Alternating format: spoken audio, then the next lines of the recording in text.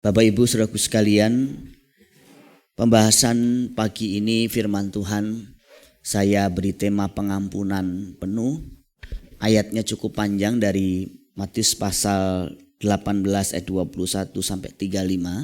Saya tidak membaca seluruh ayat di awal, tetapi nanti saya akan menjelaskan di dalam bentuk narasi atau cerita.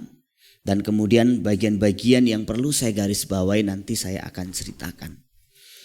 Di dalam Matius pasal 18 ayat 21-35 ini, pertama-tama kita bersyukur kepada Rasul Petrus karena pertanyaan-pertanyaan yang diajukan Rasul Petrus, yang keluar dari mulut Rasul Petrus memungkinkan Yesus akhirnya mengajarkan sesuatu yang penting, sesuatu yang berharga. Salah satu yang kita dapat pagi ini adalah tentang pengampunan. Di sana Rasul Petrus bertanya kepada Yesus Kristus soal pengampunan. Petrus berkata, berapa kali kami harus mengampuni orang yang bersalah kepada kami? 7 kali kah? Kemudian di sana Yesus menjawab, bukan 7 kali, tetapi 70 kali 7 kali. Ini bicara mengenai pengampunan tanpa batas. Ada 3 hal penting yang kita dapat di sini. Yang pertama yang kita bisa pelajari bahwa diam itu emas, tetapi kadang diam itu hanya kuning belaka. Artinya begini Bapak Ibu Saudaraku sekalian, tidak selamanya bahwa berdiam diri itu baik. Terkadang memang baik. Kalau tidak ada sesuatu yang baik yang keluar dari mulut kita, mending kita diam. Tapi kalau ada sesuatu yang lebih baik yang akan keluar dari mulut kita, lebih baik kita bicara. Misalnya kalau kita bicara kemudian iman seseorang yang sedang goyah dibangkitkan, lebih baik kita bicara. Kalau kita lihat seseorang punya iman sedang goyah dan kita merasa perlu bicara, dan waktu kita bicara imannya dibangkitkan, lebih baik kita bicara. Kalau misalnya hati seseorang yang lemah, yang berduka, kemudian diteguhkan atau dihiburkan karena kita bicara, lebih baik kita bicara, jangan diem aja. Kan ada orang-orang tertentu yang terlalu hemat bicara. Memang Alkitab juga mengatakan bahwa orang yang bodoh kalau diam gak kelihatan bodohnya. Tetapi kalau kita berhikmat, kita pintar, kita cerdas, dan kata-kata kita berguna, lebih baik memang kita bicara. Dari bicara itu orang-orang ditolong, orang-orang diberkati. Kalau jalan hidup seseorang yang tadinya bengkok bisa diluruskan, lebih baik kita bicara. Itu sebabnya tidak selalu bahwa diam, tidak bicara itu sesuatu yang mulia, yang baik. Kadang-kadang itu biasa saja, bahkan tidak berguna. Contoh, kalau kita lihat kasus-kasus tertentu, orang bicara sama kita dan kita tahu itu bicara yang salah. Kalau kita bisa meluruskan, lebih baik kita meluruskan. Karena kalau kita diam berarti kita mendukung seolah-olah yang dibicarakan itu benar. Jadi kalau waktunya bicara, kita perlu bicara. Inilah yang dimaksudkan oleh Paulus dengan perkataan yang baik untuk membangun supaya mereka yang mendengarnya beroleh kasih karunia. Efesus pasal 4 ayat 29. Paulus mengajarkan ada perlu perkataan-perkataan kita ini perkataan yang baik, yang membangun, supaya orang yang dengar perkataan kita tuh mendapat kasih karunia. Pernah gak Bapak Ibu Saudaraku sekalian ketemu seseorang, ngobrol sama seseorang, dan kemudian obrolan yang cuma sebentar itu bisa membangkitkan kasih karunia, bisa membuat Bapak Ibu Saudara semangat juangnya hidup kembali. Pernah gak ngobrol sama seseorang 1-2 kalimat yang tadinya Bapak Ibu mungkin mau keluar dari tempat kerja, tidak mau pelayanan lagi, tidak mau ke gereja, gak mau mengampuni, mau cerai dan sebagainya. Tapi waktu ngobrol 1-2 kalimat itu membangkitkan gairah Bapak Ibu untuk tidak melakukan hal-hal yang buruk tersebut. Dan itu kekuatan perkataan yang mendatangkan kasih karunia. Jangan pernah anggap sepele perkataan. Makanya komsel, waktu kita sharing, ngobrol kebenaran, itu mungkin orang di depan kita hanya diem, mendengar, tapi pulang ke rumah gak bisa tidur. Dia mikirin, bener juga ya ceritanya si A, si B, si C itu. Kok bisa ya ngalahin dosa itu, kok bisa ya meninggalkan dosa itu. Kok aku gak bisa yang bertahun-tahun, aku mesti bisa nih. Itu sebabnya penulis kitab Amsal berkata, perkataan yang diucapkan tepat pada waktunya adalah seperti buah apel emas di pinggan perak. Amsal pasal 25 ayat 11. Artinya sesuatu yang pas, cocok, sesuai dengan keadaannya. Jadi perkataan yang diucapkan tepat pada waktunya inilah yang harus kita latih setiap hari. Supaya orang-orang yang dekat dengan kita diberkati. Orang-orang yang dekat dengan kita hidupnya bisa diubahkan melalui perkataan yang baik kita. Jangan perkataan-perkataan yang tidak baik. Petrus mengatakan juga di satu kesempatan, ditulis dalam 1 Petrus pasal 3 ayat 10, siapa yang mau mencintai hidup dan mau melihat hari-hari baik, ia harus menjaga lidahnya terhadap yang jahat dan bibirnya terhadap ucapan-ucapan yang menipu. Jadi sebenarnya nasib kita tuh banyak ditentukan oleh mulut kita ini. Termasuk nasib orang lain. Nasib anak-anak kita loh, Bapak Ibu yang punya anak, itu juga ditentukan oleh mulut orang tuanya. Kalau mulut orang tuanya cenderung negatif, cenderung jelek, cenderung kata-kata yang tidak membangun, anaknya menjadi pribadi yang tidak baik juga. Tapi kalau mulut orang tuanya itu cenderung positif, cenderung baik, pasti anaknya menjadi pribadi yang unggul. Yang kedua yang kita bisa dapat dari teks ini adalah sebenarnya merupakan intisari dari pengajaran perjanjian baru, yaitu mengampuni supaya kita diampuni. Jadi ini merupakan satu pelajaran ringkasan kalau kita baca seluruh pengajaran perjanjian baru tentang pengampunan. Kalau kita mau diampuni Tuhan, ada satu syaratnya yang gak bisa ditawar. Kita harus mau mengampuni. Karena hanya orang-orang yang bermurah hati mau mengampuni yang akan terima kemurahan Allah. Mau yang akan terima pengampunan dari Allah. Matius pasal 5 ayat 7. Jadi kalau orang itu tidak bisa mengampuni saudaranya, orang tidak bisa bermurah hati kepada orang yang bersalah kepadanya, Allah juga tidak akan mengampuni. Dan ini prinsip penting. Ini ringkasan dari seluruh perjanjian baru tentang pengampunan. Kalau misalnya Bapak Ibu Saudaraku sekalian memilih untuk tidak mengampuni, berarti kita memilih juga untuk tidak diampuni oleh Allah. Nah ini yang mengerikan. Itu sebabnya Yesus mengajarkan dalam akhir doa Bapa kami bahwa kalau kita mengampuni saudara kita, maka Tuhan akan mengampuni kita. Tetapi kalau kita tidak mau mengampuni, menolak mengampuni orang yang melukai hati kita, maka Allah juga tidak bisa mengampuni kita. Nah ini yang harus menjadi dasar yang penting untuk kita mengerti dan melakukan prinsip-prinsip pengampunan. Bapak Ibu Saudaraku sekalian, kadang yang terjadi adalah begini Bapak Ibu. Misalnya seorang istri dikhianati oleh suaminya ini selingkuh.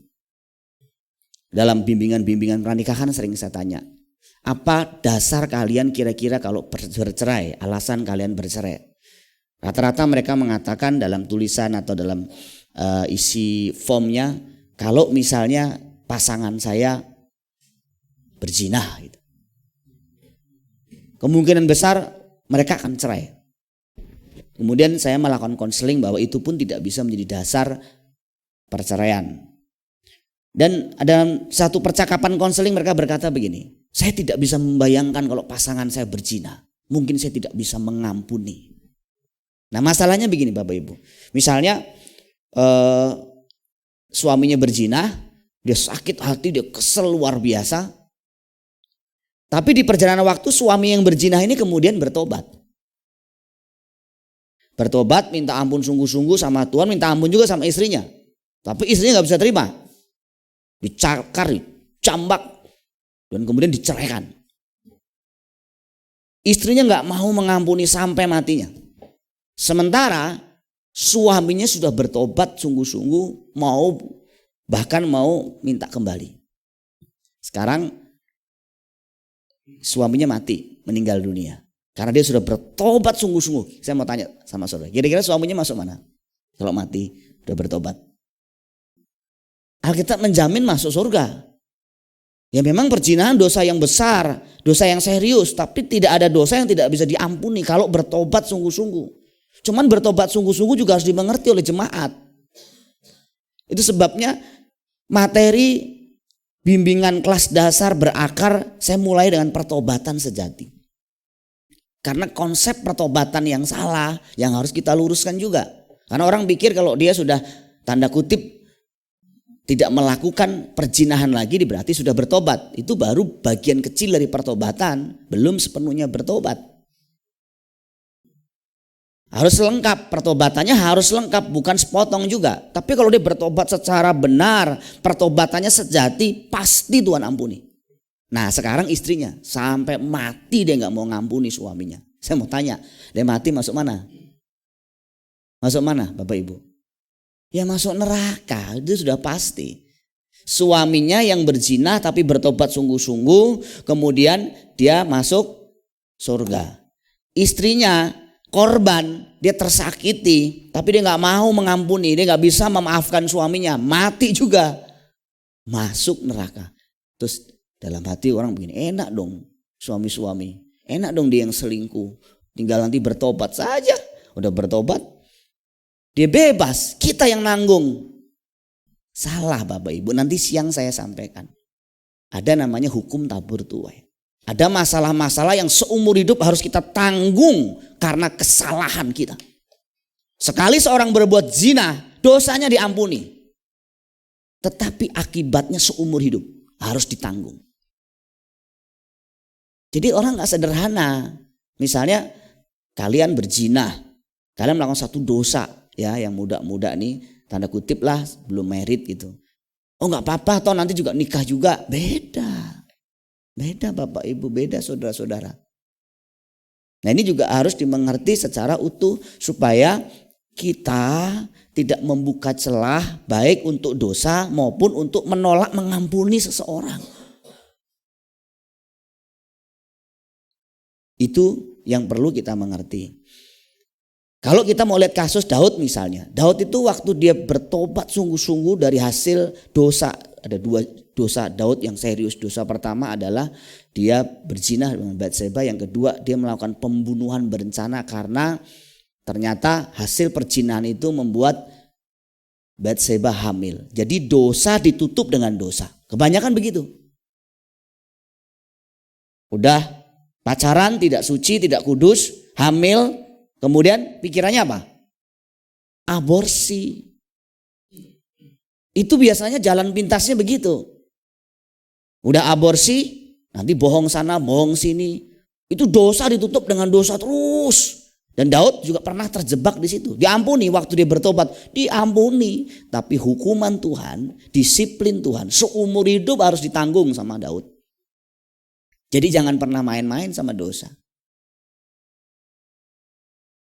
Yang ketiga, teks ini berbicara mengenai standar pengampunan Allah tentang prinsip pengampunan itu sendiri. Bahwa pengampunan yang Allah standarkan, yang distandarkan oleh Alkitab itu bukan pengampunan berdasarkan perasaan kita, bukan pengampunan berdasarkan berat kecilnya dosa orang lain sama kita, tapi betul-betul pengampunan seperti Allah mengampuni kita. Jadi sebenarnya kalau kita lihat teksnya Bapak Ibu, coba sekarang kita lihat. Petrus kan tadinya mungkin berharap bahwa waktu dia tanya sama Tuhan, tanya tentang pengampunan kepada Yesus itu, dia berharap pasti akan dipuji. Karena dia mengatakan mengenai satu ukuran pengampunan batas 7 kali. 7 kali itu bukan hal yang kecil. Petrus bukan tanpa dasar juga. Sebenarnya dalam Alkitab, misalnya dalam Amos pasal 1, termasuk Amos pasal 2, itu pasal 1 ayat 3 misalnya disebutkan di sana pengampunan itu biasanya berlaku hanya 3 kali. Maksimal 4 kali. Yang 3 kali itu manusia menurut ajaran orang Yahudi. 4 kali itu adalah batas pengampunan Allah. Kalau manusia gak mampu 4 kali, 3 kali saja. Kalau Allah baru 4 kali. Itu ajaran doktrin dari guru-guru rabi Yahudi pada zaman itu yang sudah berkembang. Jadi Petrus sudah melakukan sesuatu yang luar biasa. Dia kalikan 3 kali 2 masih ditambah 1. Jadi dia berharap nanti gurunya akan ngomong, hebat kamu ya Petrus ya. Kalau yang lain cuma 3 kali. Kalau yang lain mentok 4 kali. Kamu 3 kali 2 tambah 1. Mungkin Petrus berharap Yesus akan berkata, hebat kamu, luar biasa kamu. Tetapi yang didapat Petrus bukan pujian, tetapi diluruskan sama Yesus Kristus. Kalau ajaran Rabi Yahudi 3 mentok 4 kali, bahkan 4 kali itu hanya untuk Allah. Tetapi di dalam ajaran kekristenan bukan 4 kali, bukan juga 7 kali, tapi 70 kali 7 kali. Nah, ini gambaran pengampunan yang tanpa batas.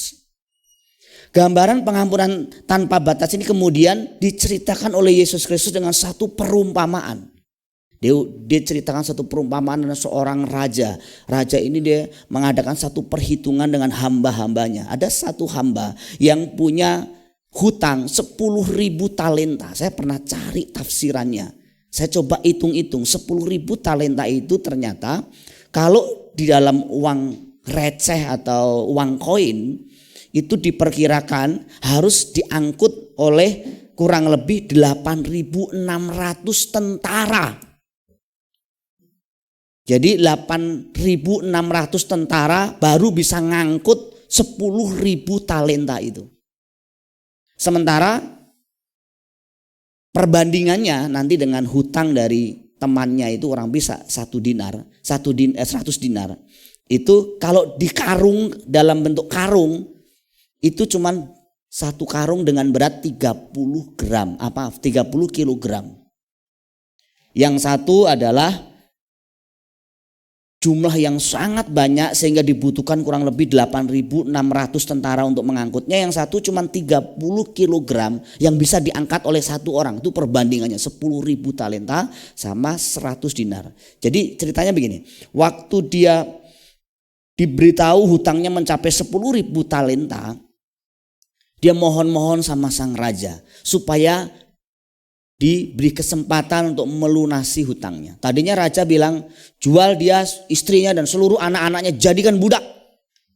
Tapi karena dia mohon, dia minta belas kasihan, akhirnya raja muncul belas kasihan. Ya sudah, kalau begitu aku ampuni kamu, aku lunaskan seluruh hutangmu karena kasihan.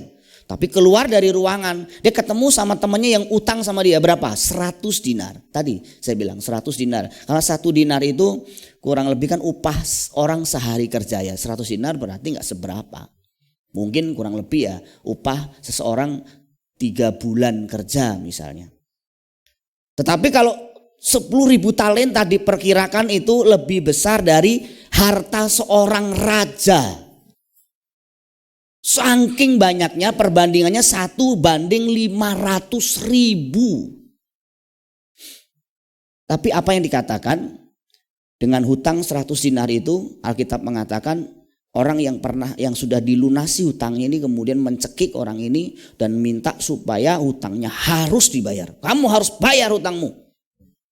Dari situ akhirnya muncul kalimat kata-kata Tuhan Yesus di dalam ayat 34-35. Maka marahlah tuannya itu dan menyerahkannya kepada algojo sampai ia melunaskan seluruh hutangnya. Maka Bapakku yang di surga akan berbuat demikian juga terhadap kamu apabila kamu masing-masing tidak mengampuni saudaramu. Perhatikan kata dengan segenap hatimu. Jadi dari cerita tersebut Yesus Kristus menarik sebuah pelajaran penting. Seperti itulah Bapa di surga. Kamu sudah diampuni oleh Bapamu yang di surga. Seluruh dosamu, hutang kesalahanmu sudah dibayar. Hutang kesalahan saudaramu gak seberapa. Harusnya kamu juga ngampuni. Jadi kalau kamu tidak bisa ngampuni kesalahan saudaramu, Bapamu yang di surga juga gak bisa ngampuni kamu. Bapak Ibu pernah nggak sih Bapak Ibu Saudara pernah nggak buat catatan kecil gitu? Kira-kira dihitung. Bapak Ibu Saudara berbuat salah sehari berapa? Terus dikalikan dengan umur Bapak Ibu. Kesalahan bukan hanya di dalam perbuatan, tentu dalam perkataan juga, pikiran juga. Catat saja. Anggaplah sehari itu misalnya 10 kali dosa atau kesalahan kita lakukan sehari. Sekarang dihitung umur saudara berapa. Kalau umurnya 30 tahun, sekarang dikali 30. Kalau umurnya misalnya sekarang 70 tahun dikali 70. Berapa jumlah kesalahan kita sama Tuhan, dosa kita sama Tuhan, kalikan. Itu bisa mencapai puluhan juta, ratusan juta kesalahan kita. Apa yang Alkitab katakan? Kalau kita mengaku sungguh-sungguh dosa kita bertobat sungguh-sungguh, Tuhan ampuni. Sekarang balik, hitung kesalahan orang yang berbuat jahat sama saudara, yang bikin kesel hati saudara, yang bikin marah saudara. Hitung. 1 hari berapa? Belum tentu 1 hari buat salah. 1 tahun belum tentu. Apalagi lo orang jauh. Yang biasanya yang bikin banyak salah tuh orang dekat. Biasanya siapa? Pasangan kita, anak atau orang tua kita. Oke lah pasangan kita. Sehari berapa sih? Seminggu berapa sih? Setahun berapa sih? Enggak pasti enggak sebanyak kita buat salah sama Tuhan. Saya juga pasti ada sedikit kesel sama istri. Kita juga ada benturan. Tapi kalau dihitung-hitung kecil sekali. Kemungkinan besar dalam 1 tahun kalau saya hitung-hitung nggak nyampe 10, nggak nyampe 20 kesalahan istri saya sama saya. Nggak nyampe. Kecil sekali. Cuman sayangnya kesalahan orang yang begitu kecil 1-2 kali saja kita bertahun-tahun nggak mau maafin. Kita ngondok, kita dongkol, kita marah. Sampai mati kita. Bahkan ada kalimat sampai 7 turunan. 7 turunan tidak akan ku maafkan. Lihat mukanya saja sudah malas saya. Ada loh di gereja begitu Bapak Ibu. Gak mau salaman. Pengurus sama pengurus lagi. Waduh. Majelis sama majelis lagi. Bener lah itu kata-kata orang. Majelis. Malaikat jelmaan iblis. Udah majelis. Berantem. Ribut. Gak mau memaafkan. Gak mau salaman. Mau disalamin. Terus dia juga balas. Emang lu aja yang bisa, gua juga bisa. Mikir. Kalau istri sama suami pantat-pantatan. Biasanya tidurnya nempel, peluk-pelukan, ini pantat-pantatan. Kalau anak sama emak gitu ya, diem-dieman juga di rumah. Istri banting barang. Ceneng, ada ibu-ibu ya. Ibu-ibu kalau marah itu kadang nggak ngomong, banting barang. Kalau dia nyuci piring itu, pengalaman ya Pak, kayaknya sih. Supaya suaminya tahu gue marah. Anak-anak tahu gue marah nih. Begitu dongkol ya, kesel gitu. Sampai malam, sampai pagi. Nanti dikalikan berapa dalam 1 minggu, dalam 1 bulan. Akhirnya banyak penyakit. Karena nyimpen kesel, nyimpen marah. Apalagi orang Jawa. Orang Jawa kan ada filosofinya kan. Pakai belangkon. Dongolnya di belakang. Depannya sih inggih-inggih, iya. Tapi belakangnya nongol ini, nongol. Artinya apa? Kesel di belakang. Di depan mah iya. Gak apa-apa Sugi, gak apa-apa. Tapi dalam hati, apaan sih? Nah itu sebenarnya yang terjadi. Ada 3 ciri kita dianggap sudah mengampuni dengan segenap hati. Pengamatan saya dalam perjalanan saya pelayanan juga praktek hidup saya juga ya Bapak Ibu. 3 ciri ini bisa dicek. Pertama, ciri pertama bahwa kalau kita sudah mengampuni seseorang dengan segenap hati. Kalau kita ingat peristiwa atau kita lihat orang yang menyakiti hati kita, tidak terasa sakit lagi. Ingat peristiwanya, lihat orangnya, udah gak sakit lagi. Gak dongkol lagi. Nah kalau Bapak Ibu Saudara ingat seseorang yang melukai, kemudian lihat orangnya yang melukai masih kesel, masih dongkol, berarti masih sakit hati. Itu saja sederhana. Aduh gimana ya Pak, saya itu sudah 10 tahun loh, tapi lihat dia masih kesel, masih enek, itu gimana? Belum mengampuni dengan segenap hati. Baru ngampuni mungkin separuh hati. Jadi di tesnya sebenarnya gak terlalu susah-susah amat ya. Kita gak mungkin bisa melupakan kesalahan orang lain dalam arti peristiwanya. Tapi kita bisa menghapus memori buruk tentang orang tersebut di dalam pikiran kita. Itu sebabnya orang yang sakit hati susah tidur. Nggak nyenyak tidurnya. Kenapa? Mikirin. Gitu. Padahal yang lain mah tidurnya nyenyak-nyenyak aja. Hampir semua kita pernah yang namanya merasakan sakit hati. Merasakan kesel, dendam sampai pikiran kita ini seperti dikontrol, dikuasai. Itu disebut dengan algojo tadi. Akan dikirim algojo untuk menyiksa kita seumur hidup. Makanya orang yang sakit hati itu tersiksa. Tidur nggak nyenyak. Lihat orang kesel. Kadang giginya keselnya. Yang kedua, tidak ada keinginan untuk membalas dendam dengan segala macam bentuknya. Kita kadang kelihatan gak membalas dendam, kelihatan dalam bentuk yang kasar. Apa lo? Wajar lo, gak begitu. Tapi bentuknya yang paling halus. Misalnya diam. Kemudian tidak responsif seperti semula, menjauhi. Yang tadinya mungkin aktif, orang Jawa bilang itu grapyak. Apa kabar? Aduh seneng ya ketemu kamu ya. Dah beda lagi sekarang. Misalnya Devi sama Dian gitu. Oh waktu nggak ada sakit hati, nggak ada kesel. Hei Dian, aduh kalau cewek tuh nggak tahu kenapa ya ketemu tuh cipa-cipiki gitu ya. Terus kemudian kayaknya akrab tuh. Kalau cowok mah ketemu biasa-biasa aja. Hey bro, gitu doang. Kok cewek bisa peluk-pelukan, bisa cium kanan, cium kiri, bisa macem-macem gitu. Biasanya begitu ya, tapi ini enggak sama sekali. Halo Dian. Duduknya biasanya bareng juga, duduknya agak jauhan. Makan nawarin, ayo Dian makan gitu. Sekarang enggak, makan sendiri aja. Itu kelihatan ciri-ciri bahwa dia sedang membalas dendam. Balas lo, biar tahu lo sakit hati sama lo. Biasanya kalau makan ditraktir juga. Ini kali ini gak mau traktir dia. Biar bayar sendiri dia. Kesel. Kalau pacaran biasanya diantar. Gitu ya. Yosua sama Dian. Biasanya mana-mana diantar. Cuman ke gereja saja, dari kos di gereja diantar. Ditelepon, diingatkan udah makan belum. Pulang jangan malam-malam ya. Itu kalau pacaran. Gak tahu nanti kalau udah nikah. Mas Iwan punya pengalaman.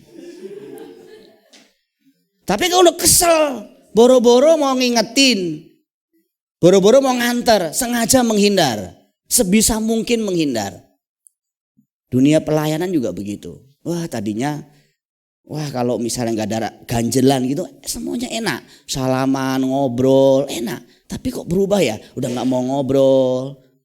Sengaja kalau ngobrol itu ya 1 kalimat 2 kalimat cabut gitu ya. Enggak, iya, boleh. Jadi hemat banget. Dulu dia enggak hemat begitu kata-katanya. Dulu kalimatnya boros. Gimana? Enggak. Sekarang hemat energi, hemat biaya. Saya itu bisa mengenali istri saya itu kalau lagi kesel sama saya. Saya tahu persis. Dari gestur tubuhnya pun saya tahu. Gerakan-gerakan punggungnya istri saya juga saya tahu. Dia lagi kesel. Apalagi kalau dia lagi sampai taraf tanda kutip nih mentoknya itu. Itu lebih ketahuan lagi. Biasanya kalau nggak banting barang, bantingnya sih pelan-pelan sih. Gitu di belakang. Atau tidur itu badannya bergetar. Bergetar itu artinya sudah puncaknya. Tapi itu seumur hidup paling cuma satu kali, kalau yang bergetar itu jarang lah. Tapi yang banting-banting kecil, cedang, saya tahu gitu. Mungkin nggak langsung sama saya, mungkin sama Theo gitu, sama Daryl gitu. Saya tahu nadanya tinggi, ini tahu itu berarti lagi kesel. Tapi kami juga biasakan untuk selesai hari itu selesai gitu. Ya memang kadang-kadang ada ganjelan-ganjelan di hati yang tidak bisa selesai hari itu. Tapi mungkin buat perenungan masing-masing bahwa sebenarnya nggak masalah-masalah prinsip amat. Nggak masalah-masalah penting gitu. Kalau orang Jawa membalasnya lebih sadis loh Bapak Ibu. Jangan dipikir orang Jawa itu kalau membalas aman, sadis. Dia bisa diemin istrinya. Lalu kalau suami Jawa nih ya. Ya Mas Iwan, Mas Joko. Mas Joko enggak ya? Oh beda. Beda udah diubahkan Tuhan Mas Joko. Oh, suami Jawa itu ya, hati-hati yang punya suami Jawa. Wah itu bisa didiemin. Bener-bener diam. Dan saya kuat juga itu. Ada orang punya kekuatan yang disebut dengan kekuatan mendiamkan. Biarin aja. Waduh, kalau mama saya dulu eyang, waduh lebih parah lagi bapak saya. Jarum jam punya detak juga kedengeran. Tek, tek, tek. Bener-bener sepi di rumah. Kalau lagi sepi saya tahu papa mama saya lagi berantem. Dan itu anak-anak takut, saya udah takut. Waktu masih kecil saya cuman ketakutan saya kalau lihat papa mama saya berantem. Gak sampai fisik.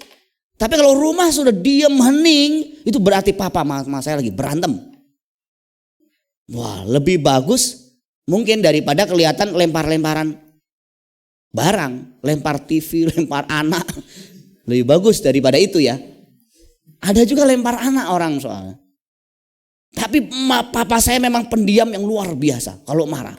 Dan itu nurun juga ke saya. Saya jago loh dulu diamin orang. Diamin. Dan saya sebagai pemimpin waktu itu masih ingat sebagai youth pastor ya. Kalau saya marah sama orang-orang saya pimpin, saya diamin. Yes, jangan diikutin yes.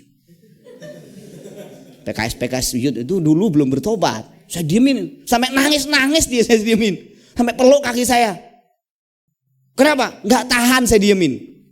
Satu hari, kan kita sering ketemu kan. Seminggu, 2 minggu, sebulan, 2 bulan. Mungkin ada kali setahun saya diemin. Saya kuat.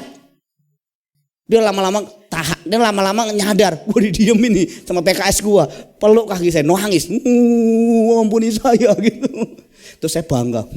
Rasain lu gitu. Bahkan gembala saya diamin. Coba, ganas enggak? Ganas loh saya dulu. Gembala saya diamin. Kamu tolong ini ya. Saya jadi kayak apa ya? Bener-bener kayak monster loh saya dulu.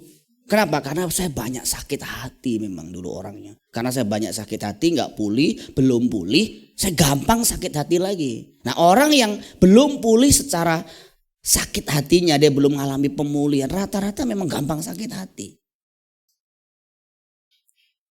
Tidak selalu membalas itu dalam bentuk hal-hal yang kasar, tapi termasuk dalam bentuk-bentuk yang paling halus.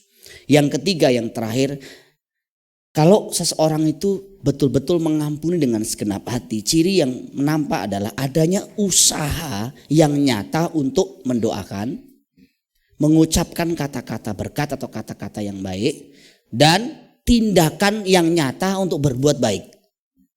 Ini pengampunan standar Tuhan sampai level ini loh Bapak Ibu. Jadi bukan mengampuni seseorang itu cuma sekedar aku udah maafin kok. Kalau kita cuma seperti itu standar dunia. Standar kerajaan Allah, standar firman Tuhan gak begitu. Sampai level pertama, kita bisa mendoakan dia. Tuhan, aku doakan dia, berkati dia, ampuni dia tidak tahu apa yang dia lakukan. Tolong biarlah rezekinya, berkatnya dilimpahkan. Gak dibalik, malah dikutukin. Tuhan, rontokkan gigi-giginya.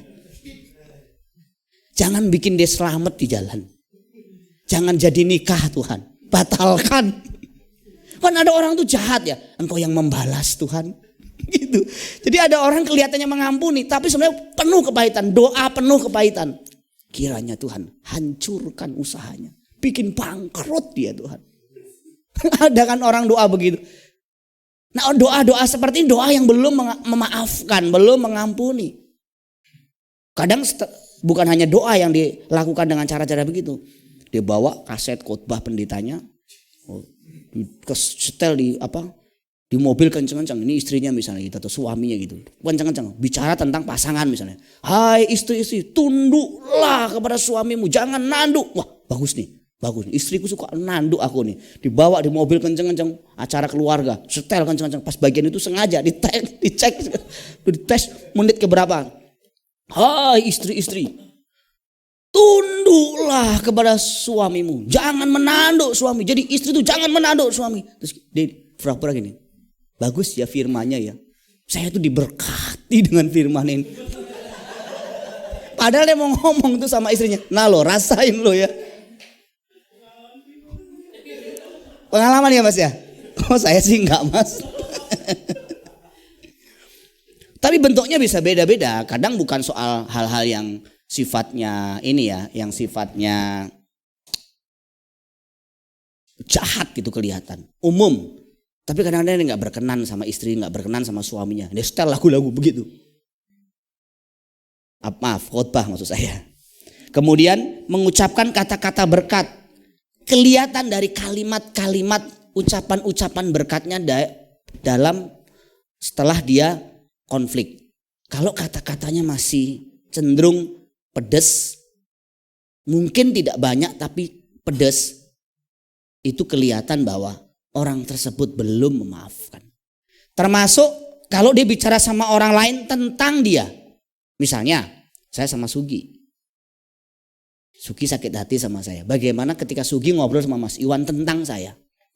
Kalau ada kalimat-kalimat di mana seolah-olah saya nampak buruk di mata Sugi, maaf, yang diceritakan kepada Mas Iwan, berarti dia belum benar-benar memaafkan saya. Mas, aku mau bilang ya, kakak itu ya, aku tuh gak suka itu. Kalau khotbah tuh nyindir-nyindir aku terus, minggirin aku terus sampai ke pojokan. Aku tahu itu, aku itu gak suka saya begitu. Nah, itu sebenarnya orang masih sakit hati. Orang masih kesel kalau dia suami bicara sama sesama suami gitu ya. Komsel-komsel kelihatan ya. Mas Iwan di komsel Pak Sutri, misalnya Sugi, lihat aja kalau dia cerita negatif istrinya tanda kutip, itu juga salah satu ciri kepahitan itu. Aku tuh nggak sakit hati sih sama istriku, cuman kesel aku. Istri kok nggak menunjukkan bahwa istri yang baik gitu loh. Nah itu sebenarnya dia sakit hati. Makanya saya sering bilang kalau komsel pun kita hanya boleh sharing kejelekan diri kita, nggak boleh kejelekan pasangan kita, nggak boleh. Aku masih sakit hati, boleh. Tapi aku sentralnya, aku masih belum benar. Aku, bukan istriku masih belum benar. Suamiku masih belum benar, anak-anakku belum benar, mantuku belum benar. Nggak boleh. Kita harus berkata, aku belum benar. Dan berbuat baik. Ulang tahun, belikan kado. Tetap datang ucapin selamat. Nah itu ciri dia bebas, dia bersih. Biasanya ulang tahun ngasih kado, ngucapin. Ini sama sekali gak ngucapin, sama sekali gak datang. Ini ciri-ciri orang yang sebenarnya tidak mengampuni dengan segenap hati.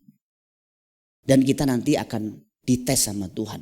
Dari peristiwa demi peristiwa yang kita alami. Apakah kita sudah memaafkan, sudah mengampuni. Berulang-ulang saya katakan tidak boleh menunggu perasaan kita enak dulu. Ampuni dulu, maafkan dulu, nanti baru perasaan enak akan muncul ke permukaan. Kalau tunggu perasaan enak baru kita mengampuni, perasaan kita tidak pernah enak. Itu sebabnya ini standar yang sangat penting. Kadang kita berpikir bahwa kalau orang tersebut masih tidak keterlaluan sama kita, kita bisa maafin. Tapi kalau sudah keterlaluan, kita bilang sabar itu ada batasnya ya. Makanya batas saya habis. Nah gitu. Karena dia sudah keterlaluan Pak. Istri saya sudah keterlaluan. Ya, seorang datang kepada saya, dia menceritakan. Istri saya sudah keterlaluan Pak. Sungguh keterlaluan. Kalau pacaran, waktu pacaran gak begitu Pak. Peduli. Kadang kalau makan di restoran, kita masih bagi berdua.